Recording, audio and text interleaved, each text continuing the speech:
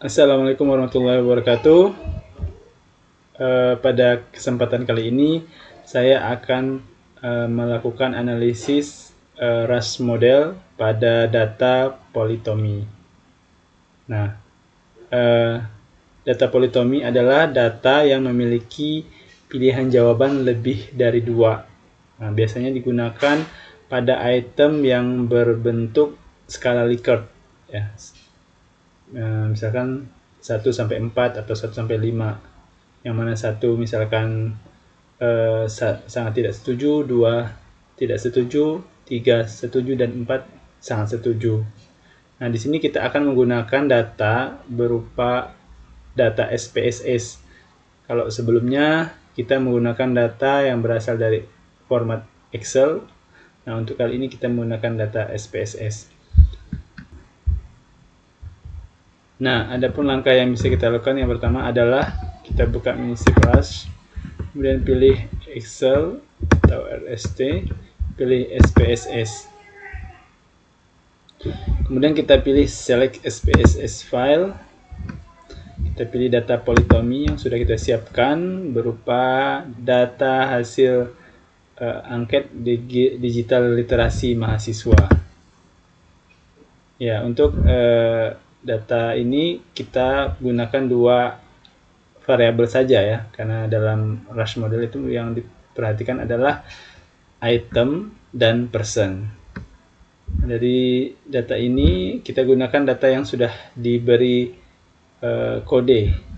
Kalau misalkan saya buka di sini untuk data Excel-nya, ini merupakan data mentahnya dari SPSS.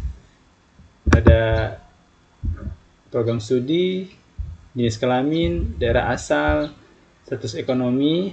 Nah, kemudian pernyataan setuju atau tidak setujunya. Kemudian diberi kode untuk jenis kelamin perempuan 1 dan laki-laki 2. Nah, kemudian status ekonominya kita bisa lihat di sini pada status ekonomi. 1 untuk mampu, 2 untuk sedang, dan 3 untuk prasejahtera. Itu. Kemudian untuk skala Likertnya kita menggunakan 1 sampai 4. 1 sangat tidak setuju, 2 tidak setuju, 3 setuju, dan 4 sangat setuju. Oke, kita lanjutkan yang tadi ya. Nah, ini data Excel-nya tadi. Nah, kita cari bagian person ya, data person, jenis kelamin, dan status sosial ekonominya. Kita cut.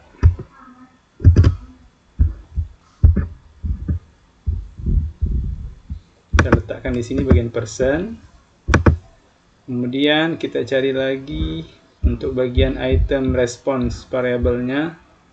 Kita ambil dari sini yang sudah diberi kode tadi 1 sampai 4 skala Likert. Kemudian kita cut. Itu. Kemudian kita pastekan di sini. Itu. Setelah itu kita pilih construct WinStep file. Kita beri nama, misalkan saya simpan di sini politomi. Nah, data politomi dalam format txt ya.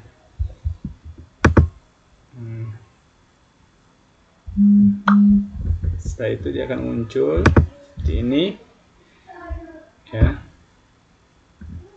Ini jawaban dari setiap respon ya, dari 65 responden yang mengisi dan 17 item pernyataan yang dipilih dengan skala Likert 1 sampai 4. Oke, kita tutup sementara ini. Kemudian kita buka Ministep tadi, kita klik file, kemudian open file, kita pilih data yang kita simpan tadi dalam bentuk politomi txt. Oke, di open, setelah itu enter 2 kali.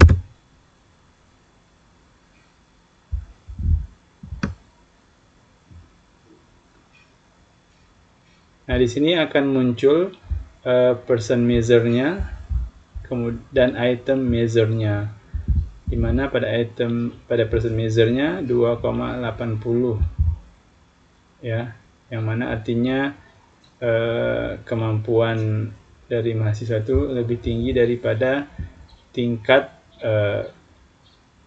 kesulitan dari item soalnya, seperti itu. Kemudian person reliability-nya 0,87 dan item reliability-nya 0,95. Adapun kriterianya,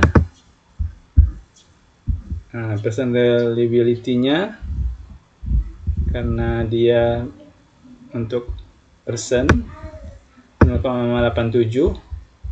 berarti di antara ini ya, 0,81 sampai 0,90 artinya sangat bagus person reliability-nya.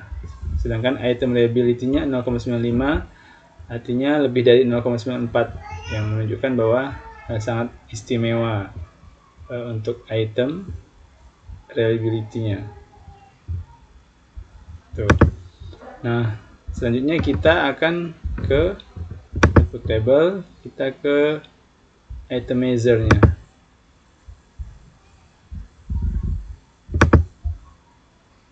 Baik, nah jadi item yang kita gunakan ada 17 ya, masing-masing item sudah ada di sini, dan total skornya masing-masing item berbeda-beda ya.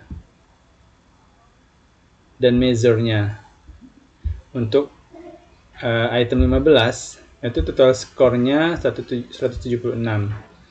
Kalau misalkan satu soal dari 65 mahasiswa memilih jawaban sangat setuju, artinya 65 dikalikan 4, maka hasilnya adalah 260 skor maksimalnya ya. Di sini kalau kita lihat tidak ada yang maksimal sampai 260 ya. Dari 65 mahasiswa itu tidak ada yang semuanya memilih satu soal yang skornya sangat setuju atau skor 4 ya. Di sini untuk skor pada item 15 itu 176, artinya paling rendah ya. Jadi untuk data politomi ini berbeda dengan data dikotomi ya. Dikotomi itu kalau dia kecil artinya tingkat kesulitan soalnya paling tinggi. Tapi kalau untuk data pada politomi ini menunjukkan bahwa tingkat persetujuannya sangat rendah ya. Total skornya kecil artinya soal ini atau item ini paling sedikit yang disetujui atau sangat setuju oleh mahasiswa untuk item 15. Sedangkan untuk item 6 ya, item nomor 6 ini skornya 231 ya, hampir mendekati 260 tadi. 65 mahasiswa dikali 4 skor maksimum setiap item itu artinya 260, sedangkan ini 231. Artinya hampir semua rata-rata mahasiswa memilih pernyataan sangat setuju ataupun sangat setuju pada item nomor 6 ini ya. Sedangkan untuk measure-nya itu negatif 2,31. Nah, sedangkan untuk item 15 measure-nya sangat tinggi, artinya tingkat persetujuannya sangat kecil ya. Bukan sulit ya, tingkat item soalnya bukan sulit, tapi tingkat persetujuannya dari skala 1 sampai 4 tuh sangat kecil. Nah, sehingga measure-nya sangat besar, 2,24. Oke, selanjutnya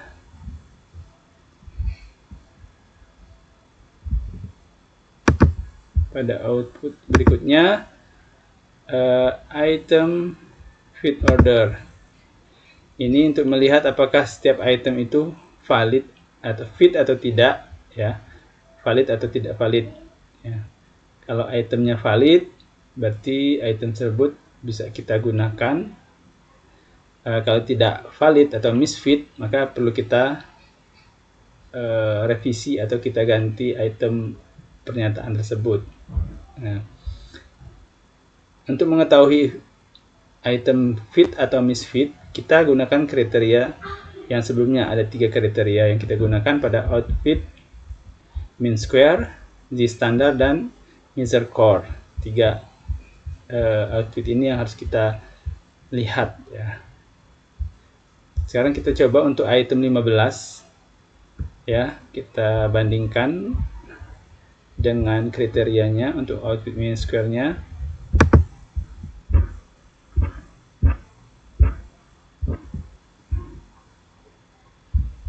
Nah, ini kopikan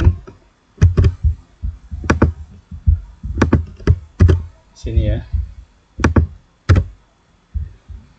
Untuk outfit mean square-nya 1,67, artinya lebih dari 1,5, artinya tidak diterima ya untuk syarat yang pertama. Yang kedua, z standarnya 2,87, berarti lebih dari 0,2 positif. Kemudian measure core-nya 0,39, artinya masih kurang dari 0,4. Sehingga bisa disimpulkan bahwa untuk item 15 ini itemnya misfit ya, karena tidak memenuhi ketiga kriteria tersebut. Seperti itu. Mari kita lihat pada item yang lainnya.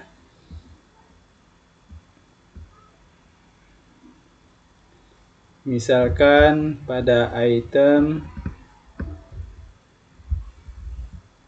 nomor 11 ya. Ya, nomor 11.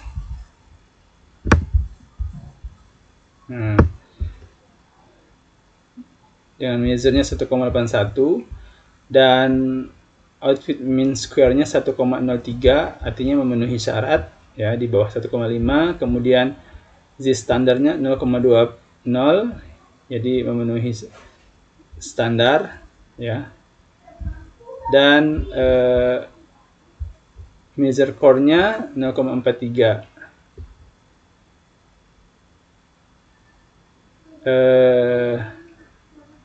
Memenuhi ya, di antara 0,4 dan 0,85, sehingga pada item ini bisa dikatakan fit ya. Seperti itu.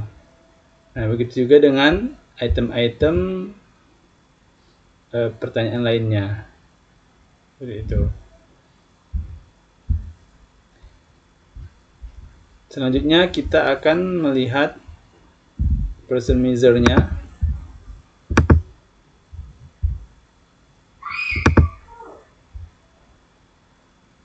Ya, di sini ada nomor urut peserta ya, nomor 36, personnya 2. Artinya 2 ini adalah laki-laki dan 2 ini adalah status sosial ekonominya. Yang kedua itu adalah sedang, laki-laki dengan status ekonomi sedang. Ya, total skornya untuk mahasiswa nomor 36 ini adalah 67. Ya. Kita tahu bahwa itemnya itu ada 17. Kalau kita kalikan 4, itu hasilnya 68. Ya. Nah, jadi 67 ini mendekati skor maksimum dari jawaban mahasiswa. Artinya hampir keseluruh jawaban dari person nomor 36 ini menjawab sangat setuju dengan setiap item-item yang diisi ya, yang dijawab. Tuh. Ya. Kemudian diikuti oleh person nomor 18. Ini total skornya 65, selisih 2 angka, artinya hampir keseluruhan jawabannya adalah skor 4 atau sangat setuju. Kita bandingkan pada responden nomor 65. Ya, ini yang paling kecil skornya itu 37. Ya, artinya rata-rata jawabannya itu sangat tidak setuju atau tidak setuju ya, karena skornya sangat kecil. Seperti itu. Ini untuk person measure-nya. Kemudian kita lihat ke bagian ini. Person fit order ya. Ya, ini fungsinya adalah untuk melihat konsistensi jawaban dari setiap person atau individu ya. Nah, misalkan pada individu 22 total skornya 63 dan measure-nya 5,85, artinya sangat tinggi ya. Artinya kemampuannya atau tingkat persetujuannya sangat tinggi, 5,85, karena total skornya 63. Sementara maksimumnya adalah 68 ya. 68 itu diperoleh dari 17 item dikali skor maksimumnya 4 setiap itemnya, 68. Nah, untuk melihat apakah person ini fit atau misfit ya, valid atau tidak validnya, kita lihat dari syarat yang sama pada item fit ya, yaitu outfit mean square, standar, dan measure core-nya. Kita lihat sebelumnya kita tampilkan dulu kriterianya. Nah, ini ya.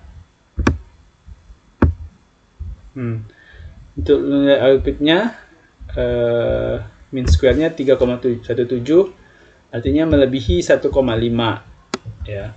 Kemudian pada z standarnya 2,55, itu melebihi positif 0,20 ya. Kemudian pada measure core-nya 0,10, itu kurang dari 0,4. Jadi bisa dinyatakan bahwa peserta atau individu nomor 22 ini misfit ya. Ada tidak konsistenan jawaban dengan pernyataan yang dipilih. Kemudian misalkan pada person nomor 18, yaitu kita lihat standarnya untuk mean square-nya sebesar 0,77, itu berarti memenuhi kriteria. Kemudian z standarnya 0,06 juga memenuhi kriteria, dan measure core-nya juga 0,41 ya, di antara 0,4 dan 0,85. Jadi ketiga-tiganya memenuhi kriteria, sehingga person 18 ini adalah fit ya. Jadi ada jawaban yang dipilih merupakan jawaban yang konsisten, seperti itu. Ini kita bisa lihat di skalogramnya.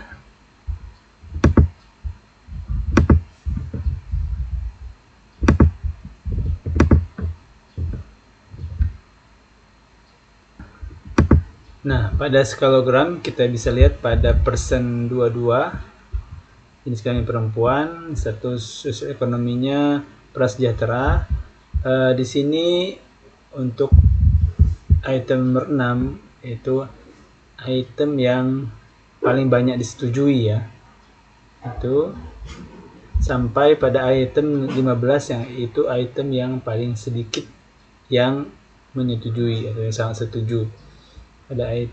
Pada person 22 ini misfit untuk personnya, karena ada tidak konsistenan jawabannya, persetujuannya.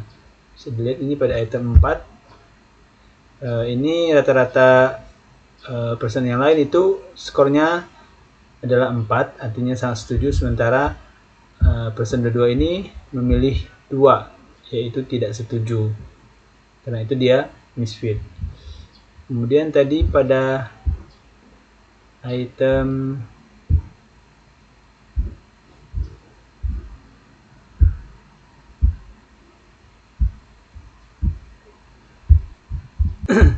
Kemudian pada person 18, kita cari di sini personnya.